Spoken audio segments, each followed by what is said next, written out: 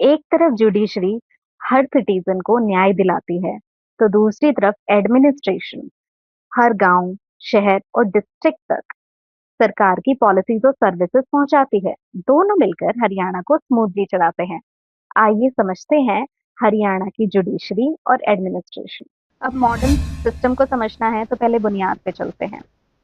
सबसे पहले हम जाते हैं सबसे बड़ी जुडिशियल अथॉरिटी के पास, हाई कोर्ट के पास।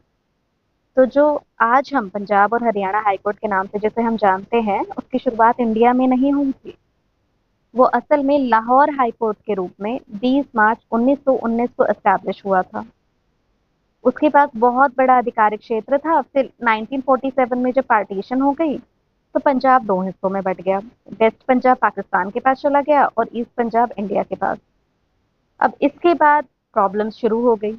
अब एक ही रात में लाहौर वाला हाई कोर्ट एक नए इंटरनेशनल बॉर्डर के दूसरी तरफ चला गया और उसने दिल्ली और ईस्ट पंजाब पर अपना अधिकार खो दिया। मतलब लाखों के लिए पूरा लीगल सिस्टम अचानक से गायब हो गया। अब गवर्नमेंट को तुरंत एक नया न्यायालय बनाना पड़ा। अब हाई कोर्ट को शिफ्ट करना पड़ा। अब नई लोकेशन क्या रखी गई? तो पार्टीशन के बाद पहले चीफ जस्टिस रामलाल के अंडर 1947 में हाई कोर्ट को शिमला शिफ्ट किया गया। वो चीफ जस्टिस रामलाल, राम का नाम लेके हमने शिमला शिफ्ट कर दिया हाई कोर्ट। अब शिमला तो पहाड़ों में है। अगर पंजाब या हरियाणा का कोई किसान अपनी जमीन का डिस्प्यूट लेके कोर्ट जाना चाहे तो उसे फिर पहाड़ों में जाना पड़ेगा। तो प्रैक्टिकल तौर पे तो ये बहुत मुश्किल काम है। अब शिमला को क्यों चुना फिर हमने? क्योंकि शिमला ब्रिटिश पीरियड में गर्मी की राजधानी, समर कैपिटल थी। वहां पे जो बिल्डिंगें थी ना वो पहले से मौजूद थी, लेकिन रोज के जो काम है वो वहां पे होना ऑलमोस्ट इम्पॉसिबल था। लॉयर हो गए या मुकदमा दाखिल करने वाले जिन्हें हम प्लेंटिफ कहते हैं, और डिफेंडेंट यानी कि आरोपी या मुकदमे का सामना करने वाले, तो सबको अपनी फाइल लेकर पहाड़ों के रास्ते से गुजरना पड़ता था। अब ये भौगोलिक दूरी की वजह से जो आम आदमी है उसके लिए न्याय और ज्यादा मुश्किल हो गया।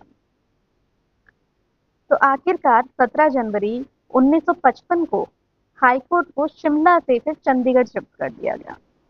लेकिन उस समय तक हरियाणा स्टेट ही नहीं बना था। फिर आया 1 नवंबर 1966। स्टेट रीऑर्गेनाइजेशन के बाद हरियाणा को पंजाब से अलग स्टेट बना दिया गया। इसी के बाद हाई कोर्ट को आज उसका नाम मिला, जो कि है Punjab and Haryana high court. और ये हाई कोर्ट एक अलग सी अरेंजमेंट है, क्योंकि इंडिया के ज्यादातर स्टेट्स के पास अपना अपना हाई कोर्ट होता है। लेकिन जो ये वाला हाई कोर्ट है ये 3 एरिया को सर्व करता है, पंजाब को, हरियाणा को और यूनियन टेरिटरी ऑफ चंडीगढ़ को।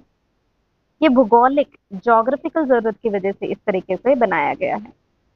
तो जब परमानेंट बिल्डिंग बनी तो chief justice A N Bhandari के टाइम से फेमस आर्किटेक्ट ले कॉर्ब्यूसियर ने इसका डिजाइन तैयार किया।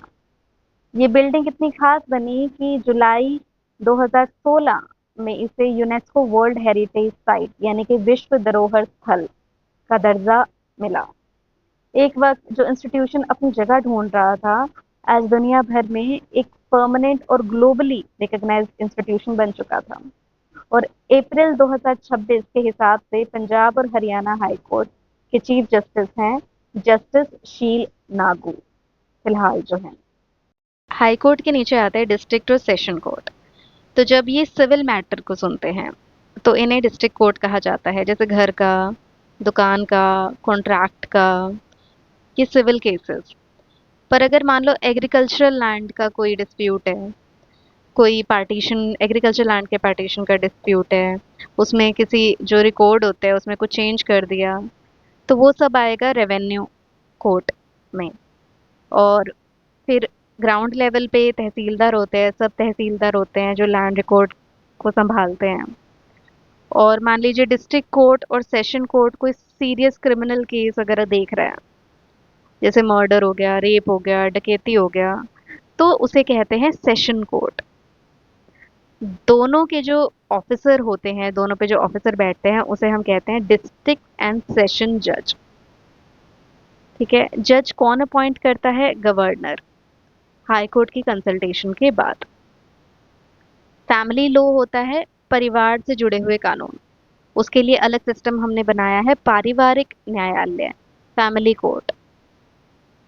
इसके पीछे एक बहुत ही इम्पोर्टेंट रीज़न है कि फैमिली कोर्ट जो होते हैं वो शादी, डिवोर्स, पारिवारिक संबंध, डोमेस्टिक रिलेशनशिप के मामले देखते हैं। ये सेंसिटिव मामले हैं। अब इनके लिए एक अलग तरीके का नज़रिया चाहिए होता है। अब मान लीजिए कोई इंसान एक लैंड का डिस्प्यूट देख रहा है, उसके बाद उसे संवेदनशील मामले भी देखने हैं, तो इसलिए अलग-अलग कोर्ट की ज़रूरत होती है। अब लीगल पॉइंट ऑफ व्यू से जो अपील प्रोसेस है, अगर आपको फैमिली कोर्ट की अपील करनी है तो आप आगे हाई कोर्ट में कर सकते हो। अब हरियाणा को समझ आ गया था कि हर तरीके के केस के लिए एक जर्नल अगर आप कोर्ट बना दोगे तो बहुत ज़्यादा बैकलॉग रहेगी, जो वैसे भी रहती है। बट हरियाणा ने फिर भी स्पेशलाइज्ड न्यायालय बनाए हुए हैं। 2017 को गुरुग्राम में कॉमर्शियल कोर्ट यानी कि व्यापारिक न्यायालय बनाया गया था। गुरुग्राम एक बहुत बड़ा कॉरपोरेट हब है, यहाँ पे बड़ी बड़ी कंपनियां हैं। तो इसके लिए जो कॉरपोरेट डिस्प्यूट है यानी कि जो कंपनियों के विवाद हैं, उसके लिए पूरी स्टेट के लिए एक कोर्ट बनाना बहुत अच्छा साबित हुआ था।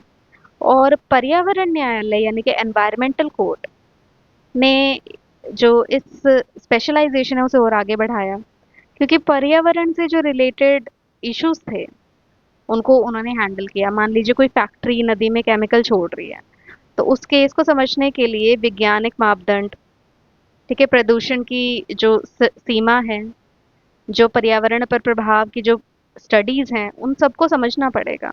अगर ऐसा केस किसी जज के पास मान लो चला जाए और सुबह उसने रॉबरी का देखा, दोपहर में उसने रोड एक्सीडेंट देखा, तो वो जो टेक्निकल बातें हैं वो इतना उसके माइंड में नहीं रहेंगे। तो इसलिए हरियाणा ने दो एनवायरमेंटल कोड बनाई है, जो कि फरीदाबाद और कुरुक्षेत्र में है, जो सिर्फ एनवायरमेंटल प्रोटेक्शन से रिलेटेड चीजों को सुनती है। अब न्याय को और ज्यादा ग्राउंड लेवल तक ले जाने के लिए होते हैं गांव के न्यायालय यानी ग्राम न्यायालय, और लोक अदालत यानी कि जनता की अदालत, जो ऑल्टरनेटिव डिस्प्यूट रेजोल्यूशन यानी कि कोर्ट के बाहर सुलह से विवाद सुलझाने का एक तरीका है। आइए इसके बारे में जानते हैं। ग्राम न्यायालय होते हैं गांव के न्यायालय। गांव यानी विलेज, तो विलेज के लेवल पे ये न्याय पहुंचा रहे हैं, ताकि जो नॉर्मल कोर्ट है उन पर जो बर्डन है वो कम हो सके और लोगों की भी मदद हो सके। जो ऑफिसर होता है वो होता है न्याय अधिकारी। इसके पास judicial magistrate first class criminal cases में और सिविल जज की पावर होती है सिविल केसेस में। अगर आपको डिसीजन पसंद नहीं आ रहा तो आप अपील कर सकते हो। अपील के लिए सिविल केसेस में आप डिस्ट्रिक्ट कोर्ट में जाइए, और अगर आपको क्रिमिनल केस की अपील करनी है तो आप सेशन कोर्ट में जा सकते हो। अब हरियाणा में कितने ग्राम न्यायालय हैं? दो। फिरोजपुर झिरका में है, जो नूह डिस्ट्रिक्ट में आता है। बल्लभगढ़ में है, जो फरीदाबाद में प्रेजेंट है। उसके बाद हम बात करेंगे जनता की अदालत यानी कि लोक अदालत की। अब ये जो लोक अदालत है ये ऑल्टरनेट डिस्प्यूट रेजोल्यूशन यानी कि कोर्ट के बाहर सुलह से विवाद सुलझाने का तरीका है। अब पहली बार देखने पर इस सिस्टम को थोड़ा आप अजीब मान सकते हैं, क्योंकि लोक अदालत के जो फैसले होते हैं वो फाइनल होते हैं, उनके खिलाफ आप अपील नहीं कर सकते। अगर कोई मान लो चैलेंज करना भी चाहे तो उसे हाई कोर्ट में एक स्पेशल रिट यानी कि विशेष संवैधानिक याचना फाइल करनी पड़ती है। अब पहली नज़र में आपको लग रहा होगा कि ये आम आदमी के लिए रिस्की हो सकता है, लेकिन जब पूरे सिस्टम को आप समझोगे तो आपको पता चलेगा कि ये जो मैकेनिज्म है ये असल में हमारी ही प्रोटेक्शन के लिए बनाया गया है। बस कोर्ट को देखने का नज़रिया बदलना पड़ता है।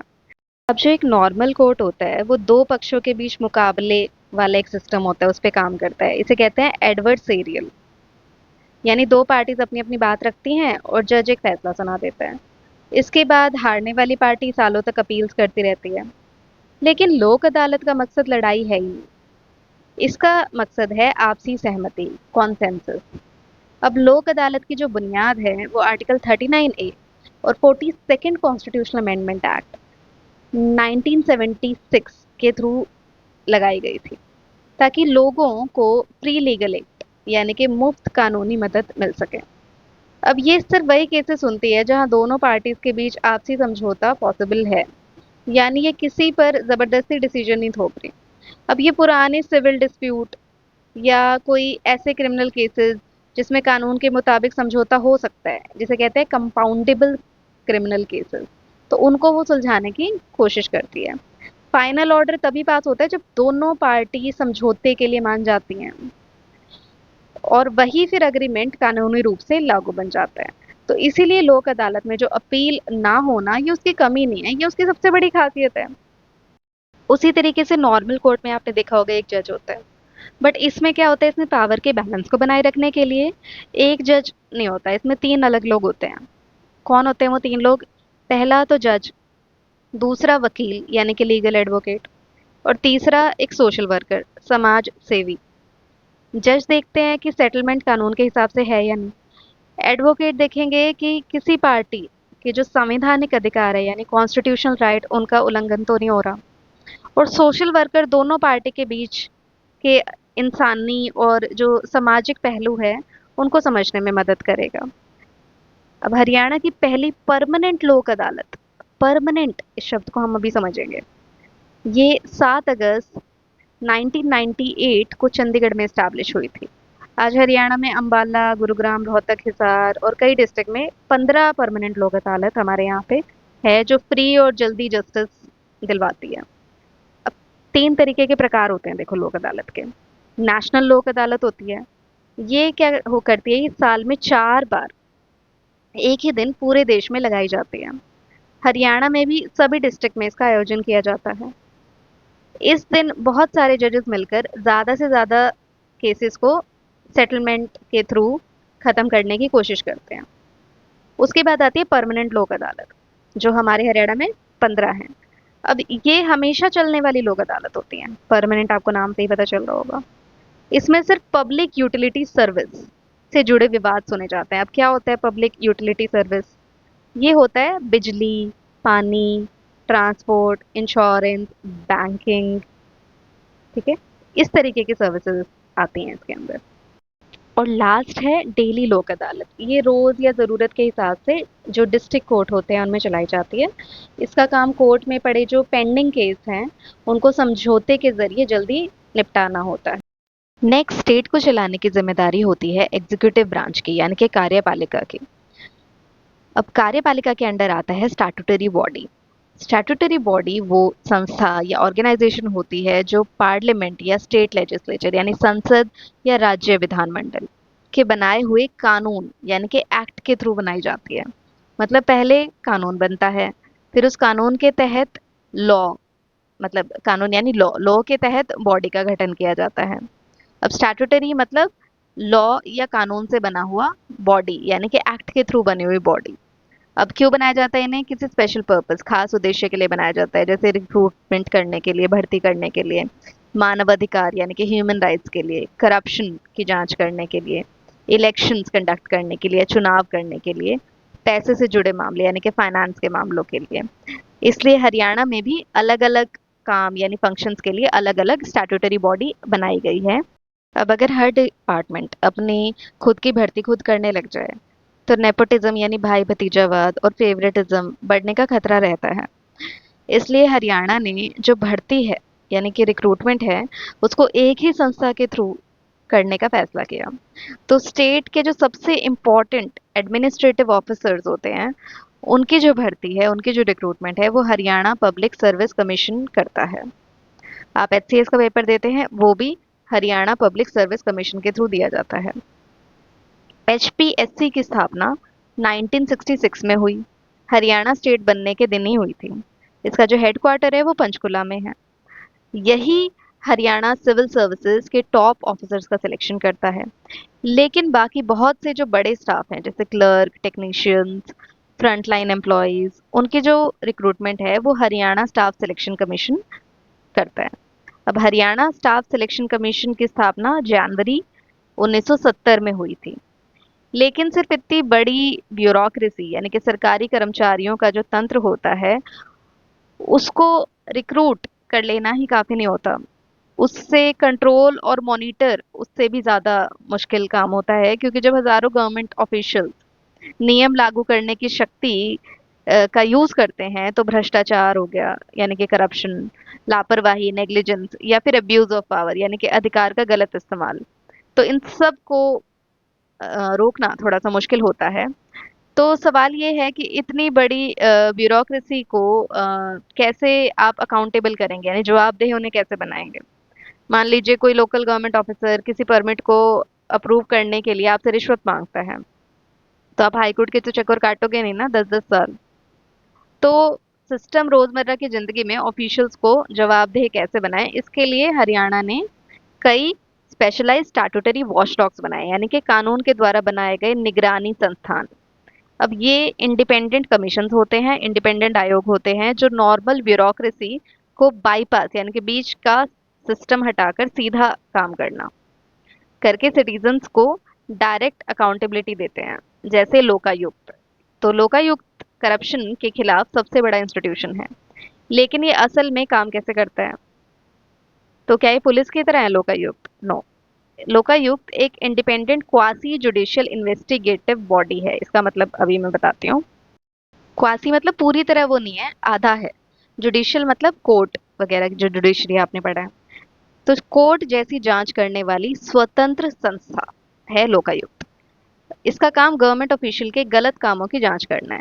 तो ये पुलिस को भी बाईपास कर सकती है। मान लीजिए किसी सिटीजन ने कंप्लेन की कि कोई जो सीनियर गवर्नमेंट ऑफिसर है वो करप्शन में शामिल है, तो ऐसे सिचुएशन में नॉर्मल पुलिस अपने सीनियर ऑफिसर्स की जांच करने से हिचकिचाएगी, या इन्वेस्टिगेशन शुरू करने के लिए पॉलिटिकल परमिशन का इंतजार करना पड़ सकता है। लेकिन लोकायुक्त को किसी परमिशन की जरूरत नहीं होती, ये खुद इन्वेस्टिगेशन शुरू कर देता है। ये सरकारी दस्तावेज मंगवा सकता है, ये इंडिपेंडेंट तरीके से गलत काम का पता लगा सकता है। अब ध्यान दीजिए कि हरा लोकपाल और लोकायुक्त एक्ट 2013 ने जो इस सिस्टम को मैंडेटरी बनाया है, परंतु हरियाणा ने इससे पहले ही हरियाणा लोकायुक्त एक्ट 2002 के थ्रू अपना सिस्टम बना लिया था। अब जवाबदेही सिर्फ फाइनेंशियल करप्शन तक सीमित नहीं है, सिर्फ पैसों तक सीमित नहीं होती। ये नागरिक की मूल आज़ादी और अधिकार यानी कि सिविल लिबर्टी की भी रक्षा करता है। इसके लिए हरियाणा में ह्यूमन राइट कमीशन यानी कि मानव अधिकार आयोग बनाया गया है। ये सितंबर 2012 में चंडीगढ़ में एस्टैब्लिश हुआ था। इसके चेयरमैन हैं justice Lalit Batra, current chairman. ये गवर्नमेंट एजेंसीज के द्वारा किए गए ह्यूमन राइट वायलेशन यानी कि मानव अधिकारों का उल्लंघन, उसकी ये जांच करते हैं इंडिपेंडेंटली। इसी तरीके से हरियाणा में महिला आयोग यानी कि विमेंस कमीशन है। ये 2012 से स्टैट्यूटरी इंस्टीट्यूशन है, यानी कि कानूनी दर्जा से प्राप्त है 2012 से। अब ये क्या काम करता है? ये घरेलू हिंसा, डोमेस्टिक वायलेंस या पुलिस की नेग्लिजेंस के केसेस में कानूनी रूप से दखल देने का ये काम करता है। तो इन सभी इंस्टीट्यूशन को और मजबूत बनाता है स्टेट इंफॉर्मेशन कमीशन यानी कि राज्य सूचना आयोग। ये आरटीआई एक्ट 2005 यानी कि राइट टू इंफॉर्मेशन एक्ट 2005 के तहत पारदर्शिता यानी कि ट्रांसपेरेंसी को सुनिश्चित करता है। इसका मतलब है कि सिटीजन्स कानूनी अधिकार के साथ गवर्नमेंट से पब्लिक रिकॉर्ड या दस्तावेज, सरकारी दस्तावेज मांग सकते हैं। और सबसे इम्पोर्टेंट बात ये समझना है कि ये कमीशन जस्टिस सिस्टम के लिए रिलीज वॉल्व यानी कि दबाव कम करने का माध्यम की तरह काम करते हैं। जैसे कुकर में आप थोड़ी सी गैस रिलीज कर दो, दबाव ताकि कम हो जाए, प्रेशर ताकि कम हो जाए। अब अगर ये कमीशंस ना होते तो गवर्नमेंट के खिलाफ हर कंप्लेंट सीधा कोर्ट में जाती और न्यायपालिका पर इतना प्रेशर आ जाता कि उसका काम लगभग रुक जाता। अब बात करते हैं डिजिटल गवर्नेंस की, डिजिटल प्रशासन की। पहले ब्यूरोक्रेसी का मतलब होता था धूल से भरी फाइल, लंबी लंबी लाइन। लेकिन हरियाणा ने अपने एडमिनिस्ट्रेशन को तेजी से ऑनलाइन बनाना शुरू किया है। इसका सबसे अच्छा एग्जाम्पल है जमा बंदी पोर्टल। जमा बंदी पोर्टल रेवेन्यू और डिजास्टर मैनेजमेंट डिपार्टमेंट का ऑफिशियल डिजिटल पोर्टल है। तो पहले अगर किसी व्यक्ति को ये साबित करना होता था कि परिवार की जमीन उसी की है, तो उसे रेवेन्यू ऑफिस जाकर क्लर्क से रिक्वेस्ट करनी पड़ती थी। फिर क्लर्क पुरानी फाइल्स में रिकॉर्ड ढूंढता था और कभी कभी उस फाइल को जल्दी ढूंढने के लिए रिश्वत भी उसे देनी पड़ती थी। तो ये भ्रष्टाचार था काफी।